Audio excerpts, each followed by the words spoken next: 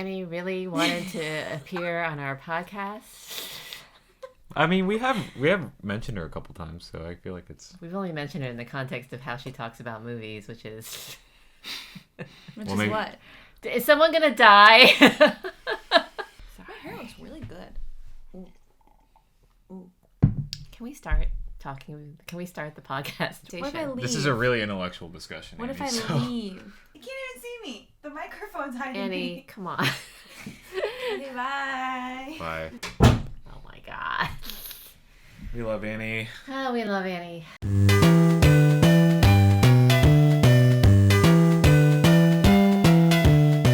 Okay, hi Eric. Hi. How are you? I'm good. I'm doing well now. So happy to see you. So happy to have a family home. Yeah, me too. Yeah. Happy to be home. Happy to. Christmas is coming. Mm-hmm. So anyway, all right.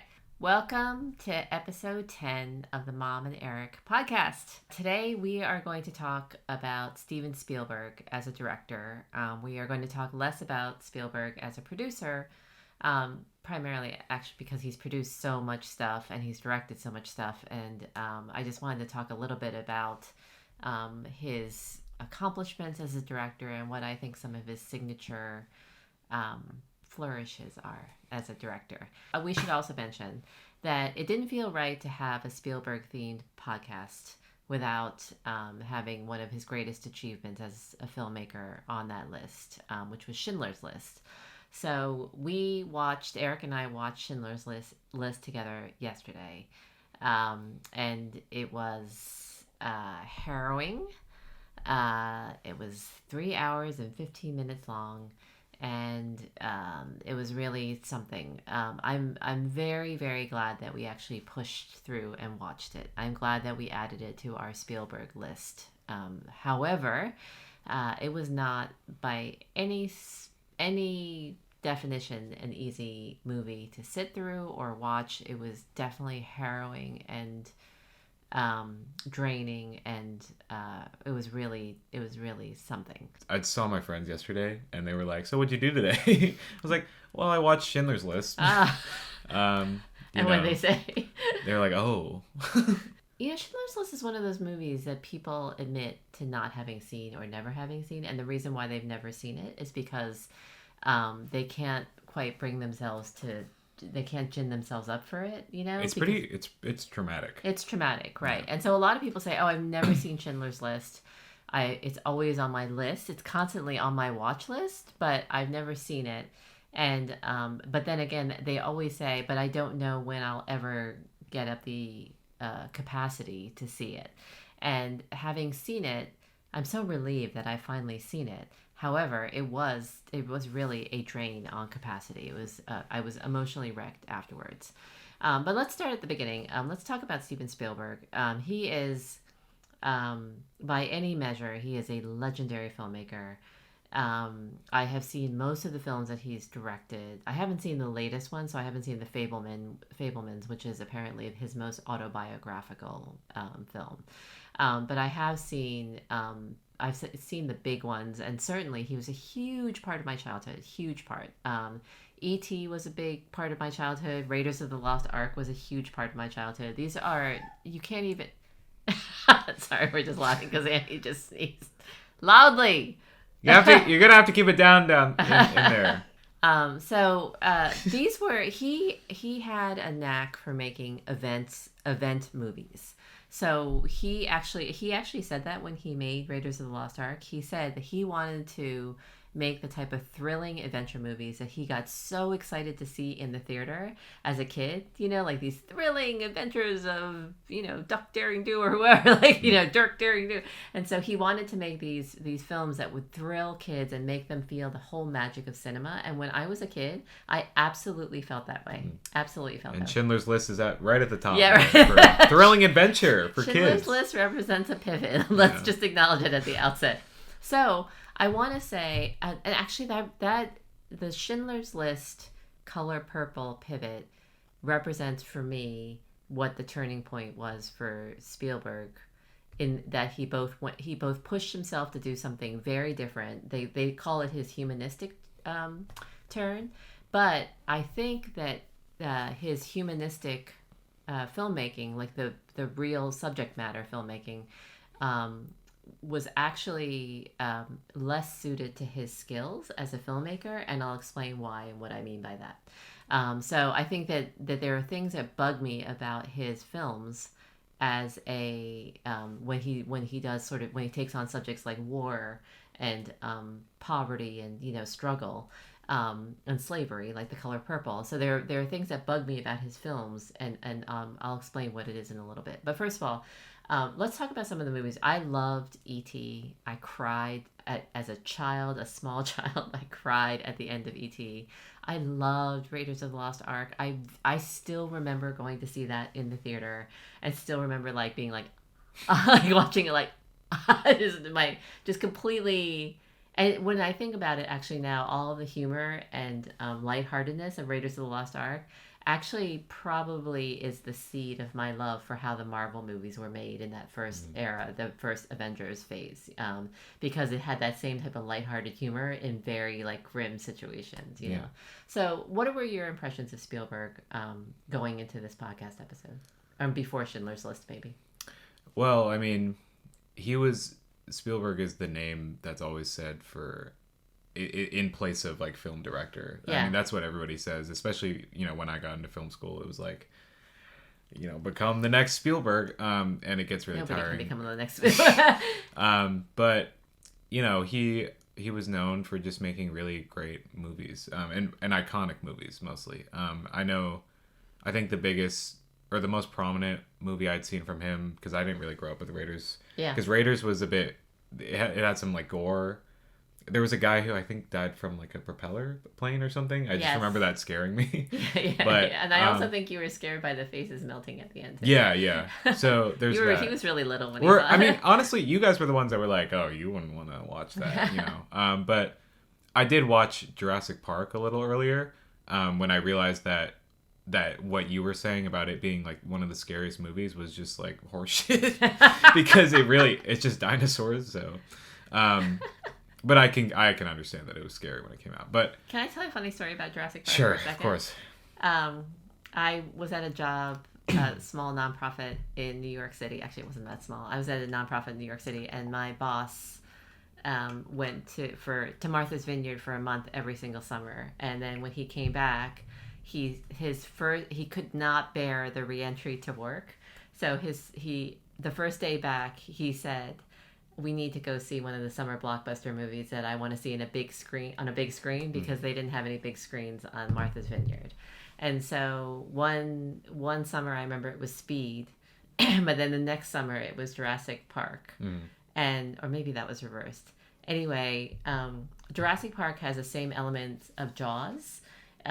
It's not scary like a horror film. It's scary like suspenseful. You know what I mean? Like the shark you just never know when the shark in Jaws is going to strike. Yeah, right? I definitely think Jaws is scarier because that's real. I mean, sharks are real. Yeah. So I thought Jurassic Park was pretty scary, but I think that I was much more. My boss was, I think, 6'4", big, burly guy, 6'4". Okay. And he was so terrified during Jurassic Park that I looked over at him and he had made himself into this like ball and he was like trying to crawl underneath the seat. And he said, "I hate this. This is so stressful." Yeah, because that CGI was also relatively new.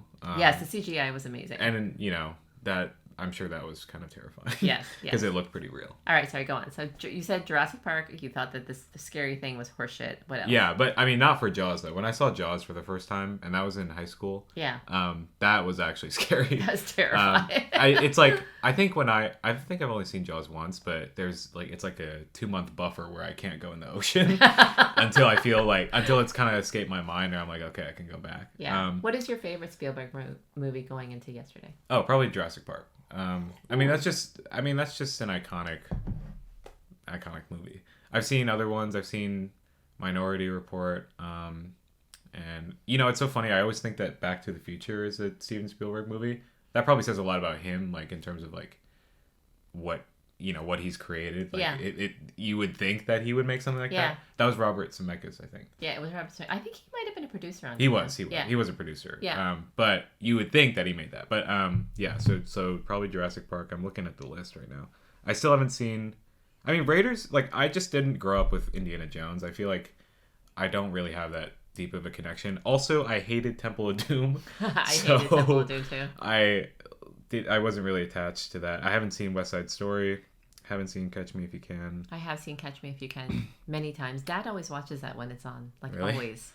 No matter what. If it's on, he will stay on it. And I have seen Close Encounters, and I'm not crazy about Close Encounters. Yeah, one of the most recent ones I saw from Steven Spielberg was Ready Player One, which I have to talk about because Ready Player One's my favorite book, I would say. So obviously I take adaptations very seriously. Yeah. So when I saw that for the first time, I was pretty pissed because it wasn't like exactly like the book. There were some things. Bad, though. It wasn't bad. There were some things about it I really liked, but like a good half of the movie I didn't really enjoy. But yeah. I agree, actually. I did not enjoy a lot of that movie, and I don't know why. It might be because the world was so tough to translate. The virtual reality versus the real world was so hard to render faithfully. Yeah. The one thing I remember from Ready Player One is that scene where what's his face, H, mistakes those, or I think it's H, mistakes those two little girls from The Shining. Is really cute. Like, oh my god, you're so cute. Yeah. I mean, those are the most terrifying girls ever. Yeah, and I see why some of the changes were made, but anyways, we can go into it. But other big ones I haven't seen are West Side Story and Saving Private Ryan. Yeah, I've seen Saving Private Ryan. So I would say that going into yesterday, I'm going to talk a little bit about what frustrates me about Spielberg, and then I also want to ask you that question about the director role. Yeah. One more thing. Uh-huh. Last night I decided to rewatch The Adventures of Tintin because I didn't realize he. Oh, I didn't know he made that. Yeah. Okay. Have you seen that? No, is it good? Yeah, it's pretty good. Oh, okay. Yeah, but continue. I would say that my favorite movie going into yesterday was either E.T. or Raiders of the Lost Ark, and I probably would pick Raiders of the Lost Ark, although E.T. had a much more profound emotional impact. Actually, I would say E.T. was more powerful when I watched it, and Raiders has stood the test of time in terms of being my favorite movie over time. Yeah. However, I think that in this case with Spielberg, my favorite movie is not the same as his best movie. And so going into yesterday, I would have said that his best movie, in terms of his biggest achievement on all levels of filmmaking, story, craft, production values, everything, music, like how the whole movie comes together, and then the power of the story and the pacing of the story, I would have said that yesterday going into it, I would have said that Jaws was his masterpiece. Yeah.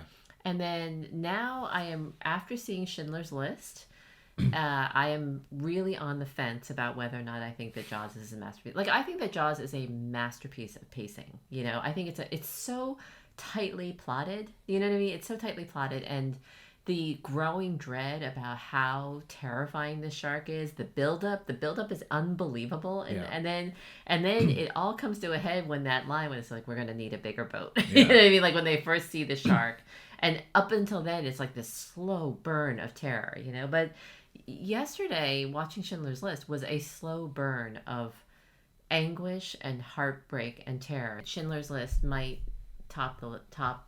be the top of the list in terms of filmmaking craft, whereas before it was Jaws. Do you have any reactions to that? You were making faces when I was saying that. Oh, I was making faces when you were talking about Jaws being a masterpiece. Oh, I think Jaws is a masterpiece. I think, yeah, I'm totally fine with calling it that. For me personally, I think, and this, I drew a lot of comparisons to the newest Godzilla movie that I just saw, which was really good. Yeah.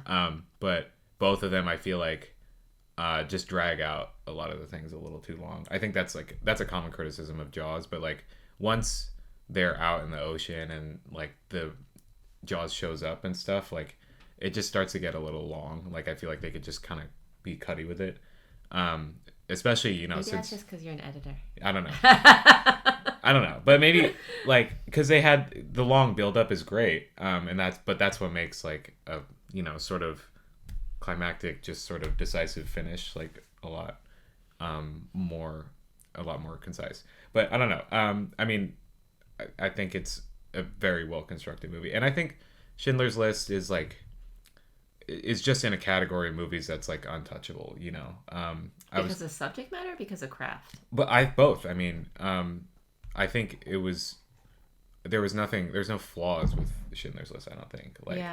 I think it's a pretty flawless movie.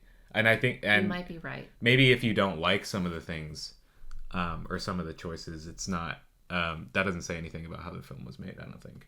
I think maybe somebody might make some argument against like the isolating the red coat on the little girl. Yeah, that's what I want to talk about. Yeah, or Liam Neeson's lines at the end when he when he was saying that he could have saved more. Yeah. Maybe some people. I mean, I could see people having issue with that. Yeah.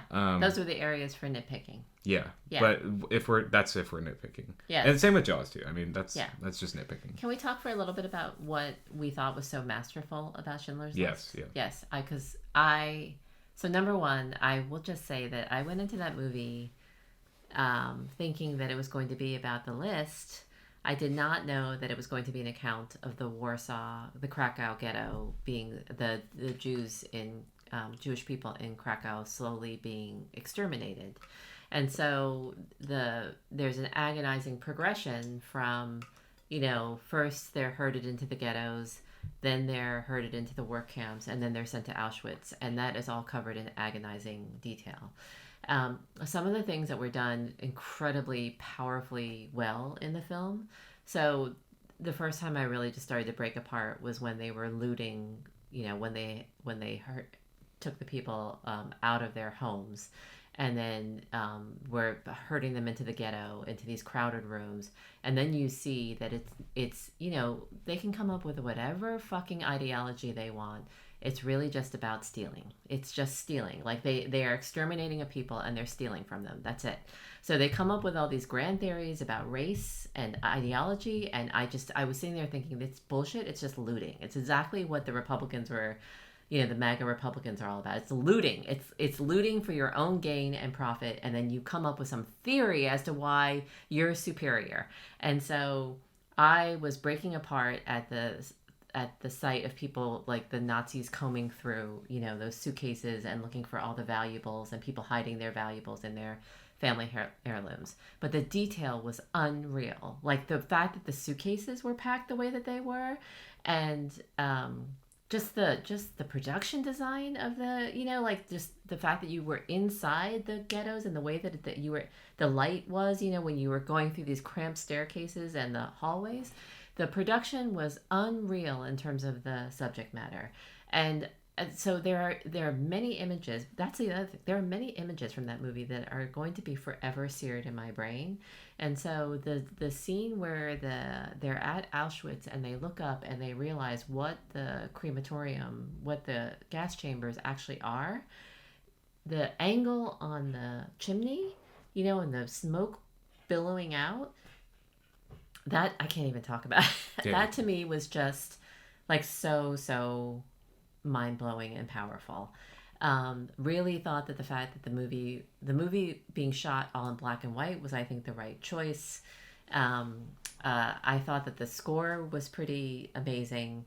And then I also thought that the performances were really incredible. And I actually was amazed that I could watch Liam Neeson in this role, because he's become such a caricature in terms of the roles. So everybody has been, there have been articles written about this, but the last 25 movie roles that he's taken, he's this beleaguered white guy and there's a conspiracy going on and he's the only one who either knows about it or has the skills to stop this like terrible thing from happening, And so everyone's like, dude, when are you going to stop doing these movies where you're saving the world or you're saving your wife or you're saving your family? You're constantly under threat. And he was like, look, it's a paycheck, right? It's a paycheck. But Schindler is a completely different, obviously, it's a completely different role. This movie was made in 1993, and it's kind of amazing to see that range that Liam Neeson had, Then he turned into the Love Actually dude. then he turned into, I have a very particular set of skills, the Taken dude, you know. But as Oscar Schindler, it's an extraordinary performance because he was such a con artist, and he was so flawed as a human being. At first, he was just like a con. He cheated on his wife, you know. He was very dishonest. He was constantly like... He just wanted to make money, and Jews were cheap labor. Yes, that's right. And he didn't want to pay for labor, and they were free, you know. And so they weren't free. He paid less for them to the Nazis. They kept mentioning how the Polish were more expensive. Yeah, the Polish were more expensive. That's right. So the interesting thing to me is that when he started to develop a conscience about what was happening, he was pretending that it wasn't and that to me was a really powerful performance, because he was still acting all bluff and cheery, you know, and like bullshitting his way in and out. But now you were like, oh, he's using his bullshitting con artist skills for good. You know what I mean? Like, and that's a pretty subtle performance thing. Like, I actually think his performance and Ray Fiennes, those were the two performances of the film, you know, like. Oh, also, I mean, I have to also give Ben Kingsley his due. Although Ben Kingsley, to me, gives the same performance across his movies, but it just works really well in those different roles. Like, I was sitting here thinking, that's essentially how he was as the Mandarin in the Marvel movies, but still very effective. So I love Ben Kingsley. He's very adorable. So. That was what almost made me break. Because I was holding it together most of the movie, but there I thought that was one of the most impactful things, their relationship, Schindler and I forgot his name, Stern, Isaac Stern, and because once he really realizes that that Schindler wants to put together a huge list, that was like such a powerful moment. Yes, and you know, I think. We started off and the runtime looked pretty egregious. It was, you know, like 3 hours, right? Yes. But they were well used. Yeah, and they were really well used. And the thing, like, I was watching and trying to see if really seeing all of this sort of traumatic, all these horrible things happening, if that was really necessary for what we were learning about Schindler and that whole and his journey through this time period. But by the end, like, you realize you kind of had to see that, otherwise it wouldn't have felt as huge as it was. Yeah. Because he realizes the same things at the same time. Yeah. This is one of those movies, Schindler's List. I absolutely think he deserved Best Director. I absolutely think it deserved Best Picture. I can't think of any other picture that would have approached Schindler's List as Best Picture. And I will say that it did make me think about my general overall feeling. So it's weird because I have this childhood love, you know, this childhood love of Spielberg for the Raiders of the Lost Ark and for movies like E.T., and then I had this huge area of doubt about whether or not he was a master at filmmaking, you know, like whether or not he made masterpieces, you know. And I will explain now, like, what it is that really bothered me, which is I feel like Spielberg always puts in, this is not, well, it's actually in all of his movies, I feel like he doesn't trust the audience to feel what they're supposed to feel. And so he sticks in these very obvious motifs to say, this is how you're supposed to feel about this. Yeah.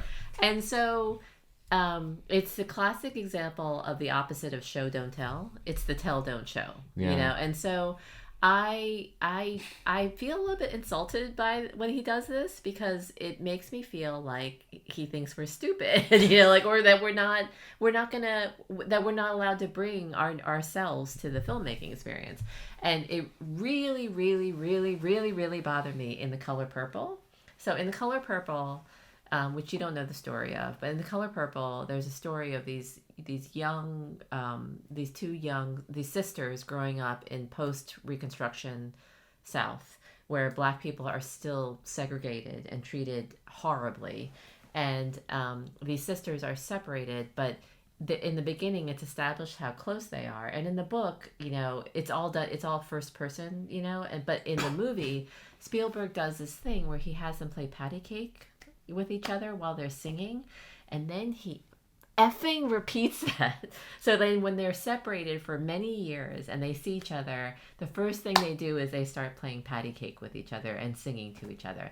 And I'm like, dude, you didn't have to do that. Like, you did not have to do that. You did not have to. We were already devastated that they were separated. We already knew how close they were, and yet you had to come up with this motif. Yeah.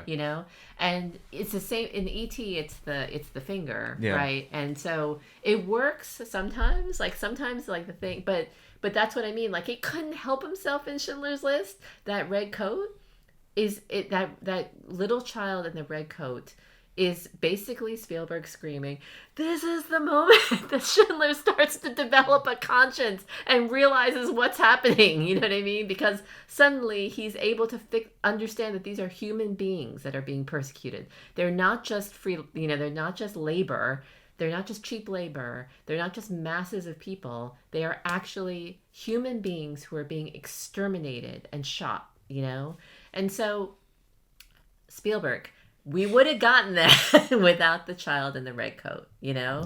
I can name so many moments like that in Spielberg movies. He did it in The Post. I don't know if you saw it. Did you see I did. Oh, you saw The Post. I don't remember a single minute of I that know. movie. Well, The Post, he did it at the end. I didn't even know. I forgot he did that. Yeah, at the end. Well, The Post was actually, it felt like one of his hastiest, put together movies. But then The Post, he did it at the end where he suddenly put Meryl Streep and Tom Hanks, when they had actually prevailed, and won their case or whatever. He put them in soft focus. Yeah. Like, suddenly the light was super. I was like, dude, okay, we already feel great that they won their case. Why do you have to do this? Why do you have to do? And so I almost feel like Spielberg either didn't trust himself as a storyteller or did not trust us as an audience to actually feel the things that we were supposed to feel. I think it makes me crazy. I think throwing. Why does he do that? I think throwing those motifs is more like a. Maybe not in the case of Schindler's List, but sort of playing with the audience, the fact that he has sort of control over how you feel, because if he does that stuff, he already did have control. I know. No, right, but he he's showing, I guess, that you're even more invested, because you care about what's happening. So once he does those what I reference all the time, and what I saw a lot in Tintin last night was in Ready Player One, there's a part. This is when I realized what your problem with Spielberg was. Oh, you did? Yeah, because I was rewatching Ready Player One, and there's a part where oh, you get me. You understand me. Awesome, yeah. We're psychologically connected. Let me explain my point. Okay. There's a part at the end. Yes, I care about what you're saying. But there's a part at the end where he's, the whole point is that he's trying to get 3 keys to put into this big door to open and win the whole contest, right? So, he's about to he's at the very end and he's just rushing to get through this thing, and he has to put the key in the hole. I remember that. And then when he goes, he slips. He's like, "Oh, can't get the key in the hole. I'm trying."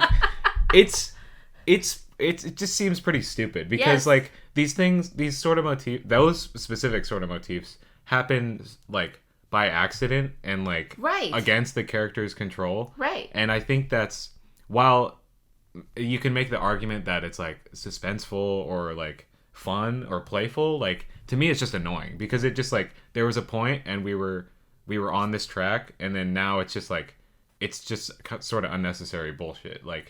In Tintin, there's a bunch of that. There's a part where Tintin is trying to go in these sailors' bunkers to get a key that's dangling from this guy's hand, but he just can't reach the key, and he's stretching. He's oh, I can't get it. Oh, all right, one more time. Let me put my dog to try and get the key, and it's some stuff like that is annoying. I think if take the Ready Player One example, if he had a key, but it was there was like a huge gust of wind, Right. and he like had to fight the wind to get the key in the hole, that would be different because the tension is like, can he muster up the strength? Right. Like, can he like resolve himself to do this thing? Like, that's exciting. That's invigorating. But for things that are just like messy or like, you know, sort of accidental, like right. or incidental, Right. it's just not fun. It's distracting. Yeah, I think that the motifs, to me, Spielberg's motifs, feel underdeveloped and they feel contrived. And if you're going to do something like that, right, if you're going to do a motif, you got to do it with a lighter touch, and you have to make it feel more organic and less contrived to the story. Yeah. You have to make it more organic to the character, or you have to make it more organic to the plot. You can't just stick it in there and say, this is how you're supposed to feel right now, you know, and that's what makes me crazy. And so it bugs me. I sit there watching a Spielberg film and I'm like, okay, when is he going to do this? When is he going to do this? And it takes me, and the thing that I compare this to James Cameron, which I think Spielberg would be really upset. I think Spielberg is way above James Cameron, but James Cameron has this way of telling a story where he likes to force it down your throat, you know? And so, like with Avatar, he's basically like, these people are so pure and these horrible, you know, like corporate people are, you know, he was like, I can't tell you enough how much you know, like the how special and how incredibly pure and beautiful this world is. I'm going to tell it to you in voiceover. Yeah. I'm going to do it through visuals. I'm just going to ram it down your throat, you know? And at some point you just say, dude, can you trust us to just get what you're trying to tell us? You know what I mean? Can you just go into it with a little bit of a lighter touch? Yeah. And that's actually the interesting. Okay, I haven't seen enough of his films, but I think I'm interested in seeing, like, you know, maybe 10 years from now, what will Denis Villeneuve's body of filmmaking look like? Because I think that he is not heavy-handed in terms of telling the story. I think he basically commits, like, this is how I'm going to represent the Bene Gesserits, this is how I'm going to represent the Harkonnens, and I'm not going to try to stick in all these extra things to say, these people are bad. These people, you know what I mean? Like, yeah. I'm just gonna trust that you either get it or you don't. And if you don't get it, go read the fucking book. Yeah. So his visuals and everything are sort of restrained and elegant, and then he goes big when he goes big. You know, like when he really wants to go big. Like, for example, when they're landing and doing the ceremony with the Duke, that is a massive ship that comes down. So yeah, I think that the filmmakers, and then there are some filmmakers that are so restrained, they're so incredibly restrained. I think you might have had that reaction to Past Lives, didn't you?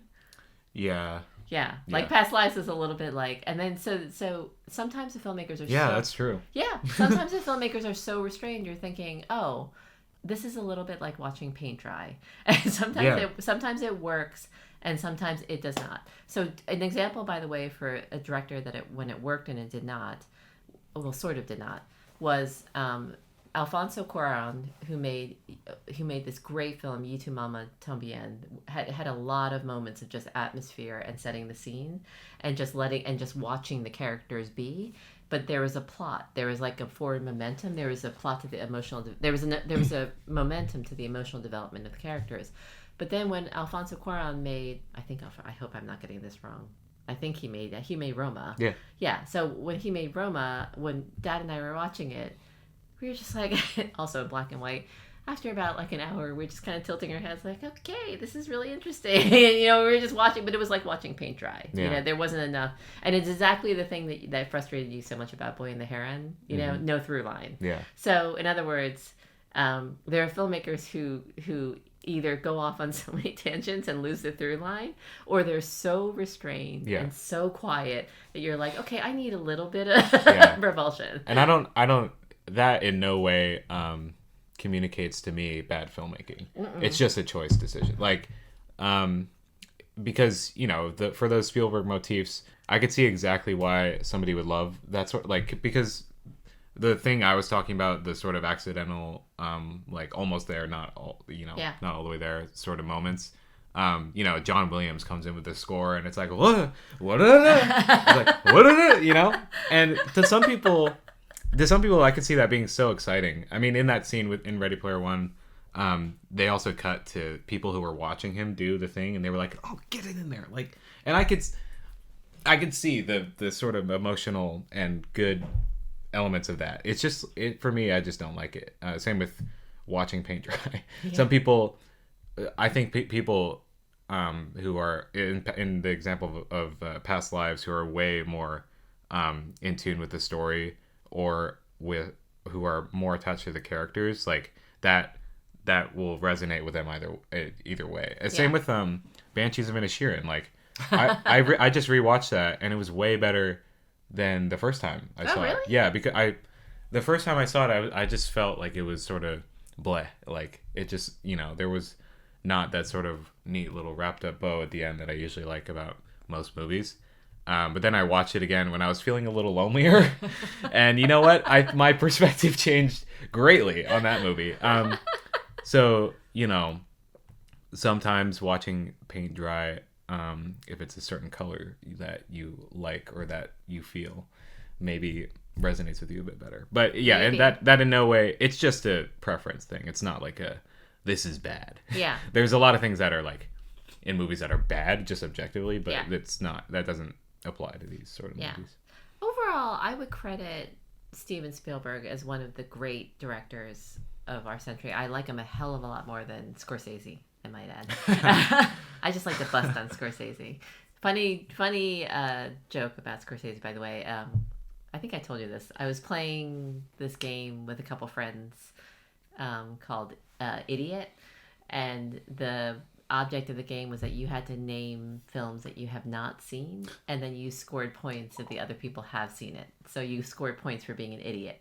Okay. Oh, I see. Yeah. So at that point, I had not seen any Scorsese films. Mm-hmm. And so racking up. I was just racking them up. So I kept on saying Taxi Driver, Mean Streets, Raging Bull, and I was Goodfellas. And like by the time I named like Goodfellas, I was playing with a bunch of guys, which is a really great way to score points.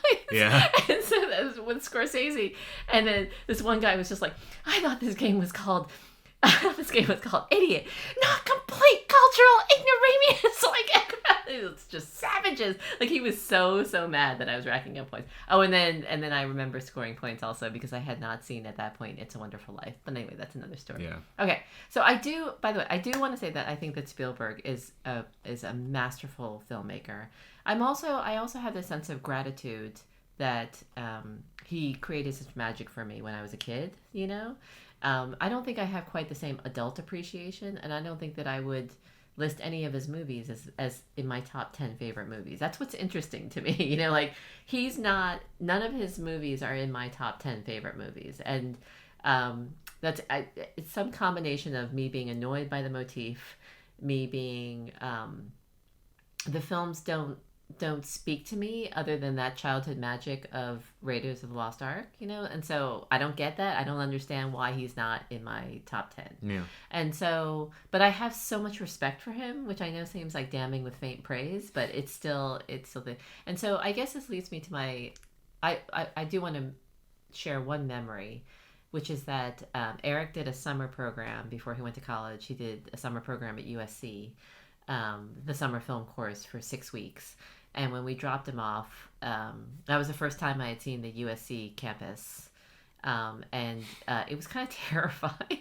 It's so huge, and these giant red brick buildings, and to use Eric's language, there are a lot of Chads walking around. There are like a lot of just really SoCal frat dudes walking around, and there are flip-flops and whatever, and it just didn't seem like your vibe at all.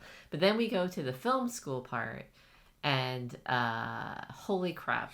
The film school, it's so fancy. It's so fancy, and it's built like an old Hollywood movie set, except brand new. And it's got like it's got like a fountain in the middle with all these brass trimmings, and then the courtyard where the fountain is, where the entrance to the film school is, above one door it says Spielberg in giant letters, and then above the other door it says Lucas. And you really, it's really kind of imposing. Is it not Yeah, imposing? yeah. It's kind of okay. Okay. You're like, okay. Okay, USC. Yeah, those big ass names. We did that shit. It's like, okay. I know. So I just remember that, like, looking up at those letters, and I remember, and I was like, holy crap, this is really imposing. This film school really likes to shout out its credibility, shout out what its credibility is. It likes to own. It likes to own. Because when I saw that, I immediately remembered the fact that they own the student films. So Yeah. even Spielberg and Lucas's films are still owned like by USC from USC. Really? Yeah. Oh, see, I felt what I thought of when I saw that. I was like, oh yeah, they did. Well, actually, they kind of deserve it because they made my favorite films. And then I was like, how much money must they have given to USC to get their names Yeah. that big? And then the third thing I thought was, well, Ryan Coogler went here too, so that's encouraging. Like there are Ryan Cooglers, there are people like Ryan Coogler who made it through USC. So anyway, There's everybody everywhere all at once. So. Yes. So I guess my final question that I wanted to ask you about Spielberg is he has surrounded himself with the same people. Oh, yeah. Yeah, he has surrounded himself with the same people since, forever. John Williams as a composer, sometimes Hans Zimmer, right? Sometimes he uses Hans Zimmer. I think I don't know. Oh, I think sometimes he uses Hans Zimmer. I don't remember that. Okay. Anyway, he always uses Janusz Kaminski as a cinematographer. I don't know if he always works with the same with the same editor. Yeah, Michael Kahn. So my question to you: how much of Spielberg movies are Spielberg versus the fact that he has this extraordinarily talented team that he's been working with, particularly his director of photography or cinematographer, whichever? Yeah. When you mentioned that, I started looking through all the movies he's worked on and the crew on those movies, and they would always be the same cinematographer, same editor, same composer, same producer. I think a lot of the time, but what would be different was the writer, or like, oh, interesting. Or he would either write some of it, or he would have a different writer, and some of those writers had some weird credits. I think what that told me was that he found these people that were just excellent at their craft, and he really liked working with them, and that's like essential to any freaking production. You have to work well, with the people you work with, and then people who are technically good at their craft, or who could perform, and then they as a group sort of take on different stories and different projects that just excite them. Yeah. So I could see that being the sort of. Do you think that the vision that we see on the screen is his? Yeah, absolutely. I mean, it's always going to be the director's vision, but that doesn't mean that there's no creative input from the people he works with. Right, but it's primarily the director's. Right, yeah. And that's how you understand filmmaking, is that the director it's the director's vision. I mean, I'm sure he's the one that's the most insane in terms of that's filmmaking. What I want to know. Because I mean, he, everything I've heard about Spielberg, it's like this is his whole existence, you know. So he's probably, I'm not to imagine this whole scene, but he's like, hey, I saw this cool, screenplay. Like, let's work on it. Let's all work on it. And everybody's like, yeah, sounds good. Like, not that I know anything about their working relationship, but like that's what it gives off to me. Okay, and then, but that's also, even in working on your, student films at Chapman, it's the director's vision who controls it all. Yeah, and I've worked with a lot of different directors now, and especially as my role as an editor, or as my friends' roles as production designers or cinematographers, like most of the time we're just chosen because we work well together, or we are good at what we do. Like, so if those are the qualifying things, then the director is the one that actually is more passionate about, or is the one that's first passionate about whatever story. And I imagine it's sort of the same. Yeah. Hello, this is Eric. I've just been editing this podcast, and unfortunately it cut out at the end. And we've been having a lot of issues with this podcasting service we've been using, but we're gonna have to probably switch to Zoom to prevent a lot of these issues. But ultimately we were wrapping up anyway, so we just said, we love Steven Spielberg and he's cool and we like his movies, and yada yada. But in the future, we're gonna probably try and pivot.